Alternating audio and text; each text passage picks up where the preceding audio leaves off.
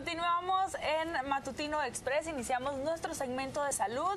Si usted quiere comunicarse con nosotras al 22 22 8800 o bien escribirnos en Facebook Matutino Express por Canal Antigua. Se encuentra con nosotras el doctor Juan Carlos del Cid, él es cirujano oncólogo, por supuesto del Centro Médico, para que resuelva todas sus dudas. Doctor, muy buenos días, bienvenido a Matutino Express, ¿cómo está? Gracias, muy buenos días, bien, gracias a Dios. Sí, qué bueno. Bienvenido al set. Gracias, muchas gracias por la invitación. Bueno, doctor, iniciemos por una pregunta clave acá que nos va a ayudar no solo a concientizar del problema, sino también a conocer que existe una detección temprana de este tipo de cáncer de ovario. El tema de hoy es cáncer de ovario. Correcto, sí. En la actualidad, en cáncer de ovario no existe el tamizaje para la detección temprana de este problema.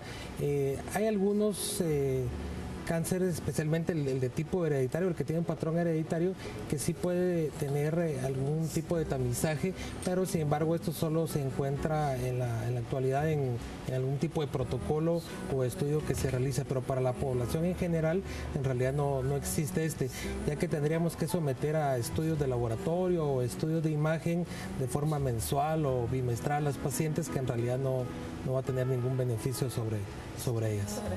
Doctor, ¿algún síntoma que nosotros podemos detectar pues en casa o algo que nos dé una señal de alarma para hacernos un examen o saber si tenemos o no tenemos correcto. tendencia a padecerlo? En cáncer de ovario, lamentablemente la sintomatología es muy inespecífica. En etapas muy tempranas, la mayoría de las pacientes puede referir o tener la historia de irregularidades en su periodo menstrual. Ya cuando la sintomatología sí es evidente, es generalmente ya en etapas más avanzadas, cuando ya las pacientes presentan distensión abdominal, tienen dolor, la sensación de plenitud, ya puede acompañarse náusea, vómitos, o simplemente la detección, la palpación de una masa dentro de la cavidad abdominal. Pero esto es cuando ya está avanzado, o sea que los síntomas cuando se está iniciando, digamos, el cáncer, no existe una sintomatología. Lamentablemente sí, son, como les decía, son pacientes prácticamente asintomáticas y alrededor entre el 60% de las pacientes se van a presentar ya en etapas avanzadas cuando acuden a la consulta con nosotros. Muy bien, hay una diferencia en este tipo de cáncer que afecta al ovario en pacientes jóvenes y en pacientes postmenopáusicos. Correcto, sí. El principal tumor, hablando desde el punto de vista patológico, o sea, del tipo celular, el que predomina es el de tipo epitelial y generalmente se da en las mujeres posmenopáusicas, o sea, son pacientes mayores de 50, 60 años, y en pacientes más jóvenes, que representa más o menos el 3 a 5% del total, muy poco, ¿verdad? En pacientes jóvenes, el tipo de tumores el que nosotros le llamamos, o que se le llama germinal, ¿verdad? Y esto radica especialmente de dónde se origina el tumor, y así va a ser también el tratamiento, porque es muy diferente el tratamiento que se le ofrece a una paciente joven como a una paciente con un tumor de células epiteliales. Hagamos aquí un paréntesis, doctor. Yo he sabido de muchos casos de ovarios poliquísticos. Y en pacientes jóvenes, ¿podría confundirse un ovario poliquístico o un tumor, o se hacen exámenes específicos para saber si es tumor?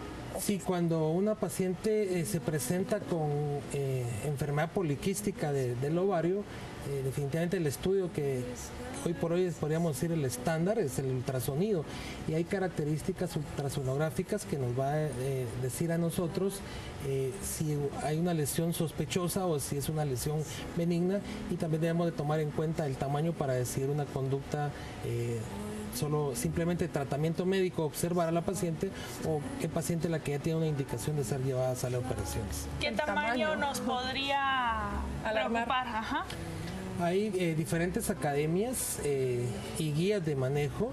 En la actualidad todos aquellos tumores que sean mayores de 8 centímetros son las pacientes que son candidatas para ser llevadas a las operaciones. Y los tumores menores de 8 centímetros son aquellos que se dejan en observación. También hay que tomar en cuenta si la paciente es premenopáusica o si es posmenopáusica y las características de las lesiones, si son lesiones sólidas o si son lesiones quísticas, y dependiendo de estas características, independientemente del tamaño, una paciente puede ser llevada a la operación. Doctor, ¿qué estábamos viendo en las imágenes? Y podemos mostrarlas nuevamente, por favor, para que nos explique un poquito y conozcamos cómo está sucediendo. Lo que veíamos en pantalla es prácticamente, en oncología realizamos la etapificación o la estadificación clínica del paciente. En cáncer de ovario particularmente la estadificación es quirúrgica.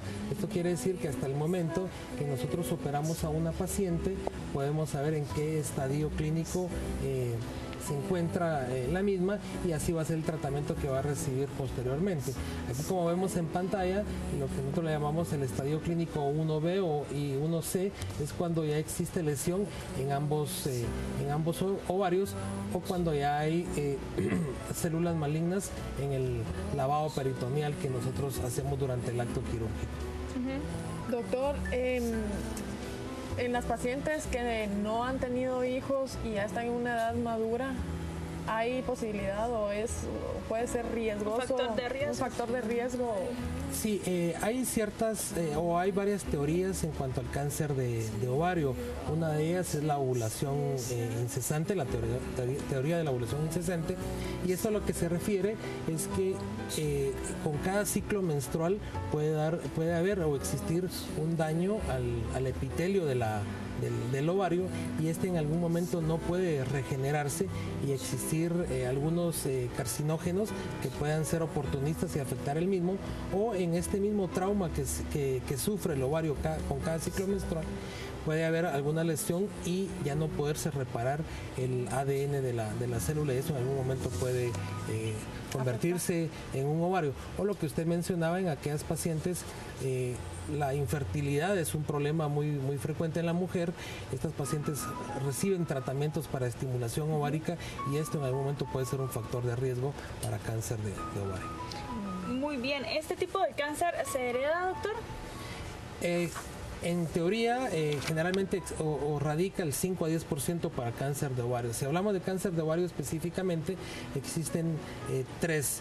El cáncer de ovario de un sitio específico, que generalmente estas pacientes van en la línea materna o de primer grado, tienen la probabilidad en algún momento, si la madre tuvo cáncer de ovario, hasta el 50% de probabilidades de tenerla. Nos aparece nuevamente una imagen. Aquí ya vemos, como decía, la estadificación quirúrgica.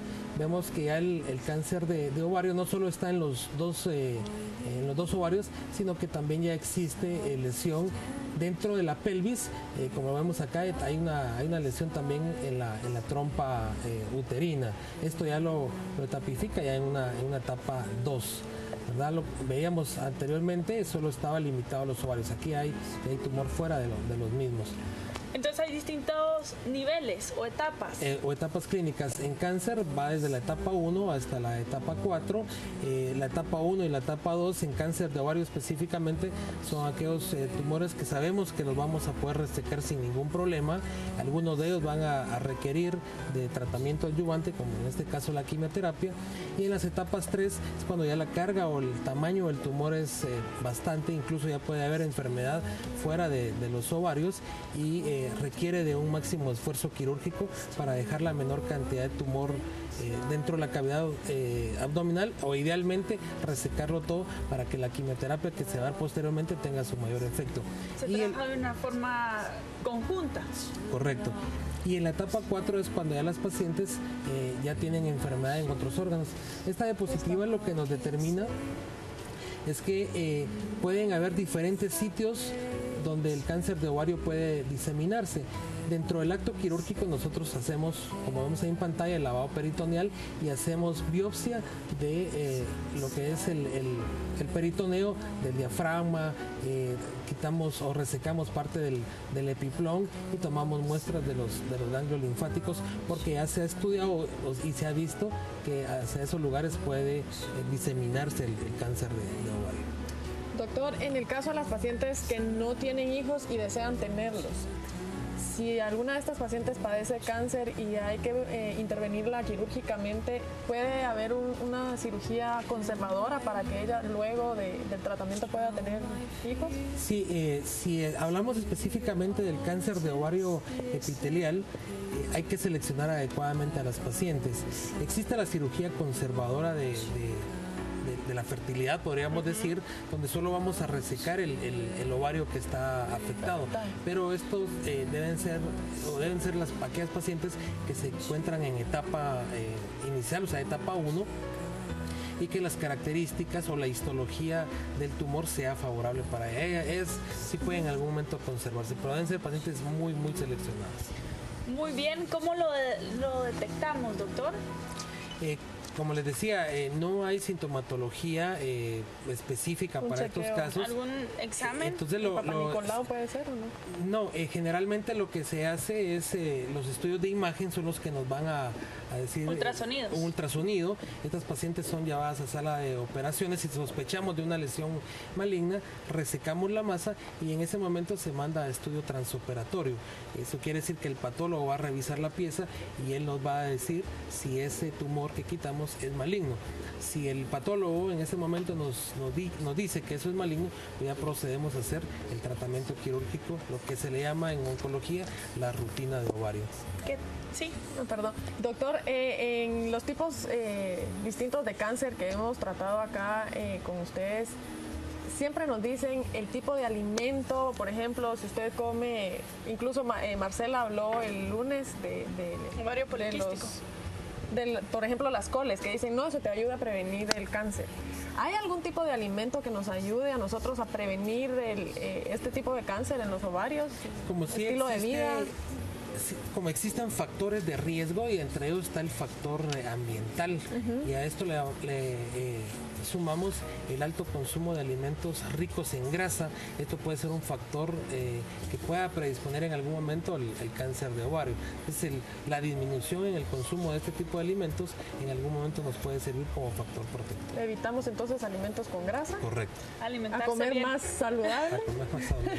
Definitivamente es un tema que nos preocupa a todas las mujeres, pero el abordarlo abiertamente como lo estamos haciendo, además de chequeos periódicos en donde se descarte cualquier sintomatología no identificada, pues podría ayudar a salvar nuestras vidas. Doctor, muchas gracias por estar con nosotras. A ustedes por la invitación y a los televidentes por habernos aceptado en tenemos, casa. Ahora que mencionan los televidentes, tenemos una televidente que me escribió y me puso que este era su segmento favorito, que le gustaba ver mucho los temas del centro médico porque eran muy interesantes y ella había aprendido mucho.